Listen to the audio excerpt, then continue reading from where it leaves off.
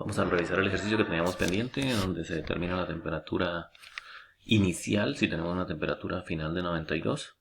Y debemos garantizar que en la barra CE el esfuerzo sea de 7 megapascales. Tenemos que los valores de la fuerza son 150, 20 y 80. Tenemos que hay una barra rectangular de aluminio que tiene un ancho y un espesor. Tenemos 35 milímetros y 13 milímetros.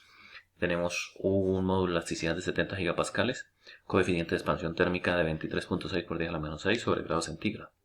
La barra CE es cilíndrica, está hecha de acero con diámetro de 10 milímetros, módulo de elasticidad 200 gigapascales y un coeficiente de expansión térmica de 11.7 por 10 a la menos 6. También tenemos una distancia X que hay entre el punto E y el punto F que equivale a 1.3 por 10 a la menos 5. Entonces, ¿qué es lo que vamos a realizar? Pues vamos primero a determinar la deformación por carga. Eso sería la deformación del extremo de E a D, del de C a D, del de B a C y del de A a B. Esos serían los extremos que vamos a analizar. Pero observamos que en la primera parte de E está libre, no tiene carga, la carga se aplica a partir de D, entonces ese daría 0.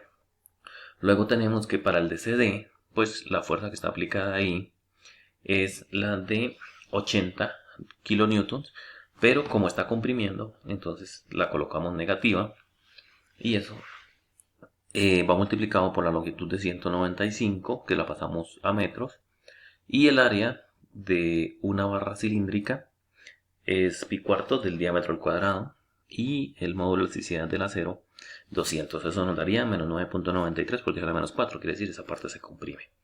En la siguiente traemos 80 y tenemos dos fuerzas de 20, eso nos daría 40 más 80, 120, y actúa sobre el extremo que tiene 210 milímetros de longitud, pero aquí ya tenemos una barra rectangular. Esa barra rectangular, el área es base por altura, entonces por eso tenemos 35 por 10 a la menos 3 por 13 por 10 a la menos 3. Su módulo de elasticidad 70 por 10 a la 9. Como se comprime también daría menos 7.91 por 10 a la menos 4. Y en la deformación AB tenemos que una fuerza de 150 positiva y una fuerza de 120 negativa. Nos queda una fuerza de 30 y que actúa sobre la longitud de 23 milímetros. Sigue siendo la barra rectangular y sigue siendo con un módulo de elasticidad de 70 por 10 a la 9. Esa deformación sí nos da positiva porque la fuerza va a estirar ese tramo. Y eso da 2.16 por 10 a la menos 4. Sumando todos los tres valores nos da que la deformación total por carga es de 1.56 por 10 a la menos 3. Listo, entonces ya calculando la deformación por carga, viendo que todo el sistema se aleja de la pared porque se comprime, pasamos a calcular la deformación por temperatura. Entonces, para tener la deformación por temperatura, lo que vamos a hacer es, en cada tramo, en el ABC y en el CDE, colocar el coeficiente de expansión térmica. Para el primer tramo es de 23.6 por 10 a la menos 6. El delta T lo vamos a dejar indicado para no separar la temperatura final menos inicial. Lo haremos al final. Y multiplicado por 0.44. Entonces la longitud total desde A hasta C es de 44 milímetros. Eso nos da 1.038 por 10 a la menos 5 en función de delta T. Luego tenemos la otra barra que es de 11.7 por 10 a la menos 6. Lo multiplicamos también por delta T y la longitud que nos da 355 milímetros o 0.355 metros. Eso nos da 4.15 por 10 a la menos 6 en función de delta T. Quiere decir que la suma de las dos nos da una deformación por temperatura total de 1.45 por 10 a la menos 5 delta T. La carga, como ya dijimos, comprime y se aleja de la pared. La temperatura, en este caso, tenemos que verificar qué tiene que hacer.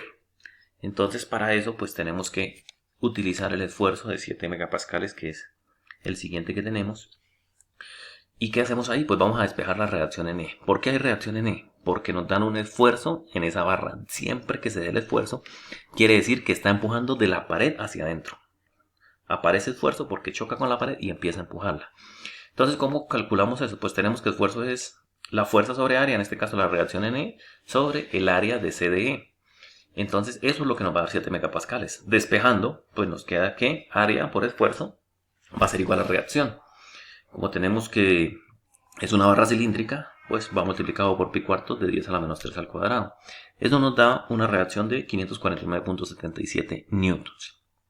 Al reemplazar este valor de reacción en la fórmula de deformación por reacción, o sea, vamos a saber de la pared hacia adentro cuánto se deformó, entonces utilizamos la fórmula donde es fuerza por longitud sobre área por módulo de elasticidad para cada una de las barras. Reemplazando los valores teniendo en cuenta las áreas que son de cada uno de ellos, tenemos que nos da para la primera barra 1.24 por 10 a la menos 5 y para la segunda barra 7.59 por 10 a la menos 6. La suma de los dos nos da 1.99 por 10 a la menos 5. Eso es lo que se deforma del punto F hacia adentro en la pared, que es la deformación por reacción. Listo, entonces vamos a hacer el análisis. Tenemos una deformación por carga, que la vamos a ver aquí en rojo, y la deformación por carga se alejó de la pared. Tenemos una distancia X que ya estaba, ahora lo que tenemos es una distancia mayor.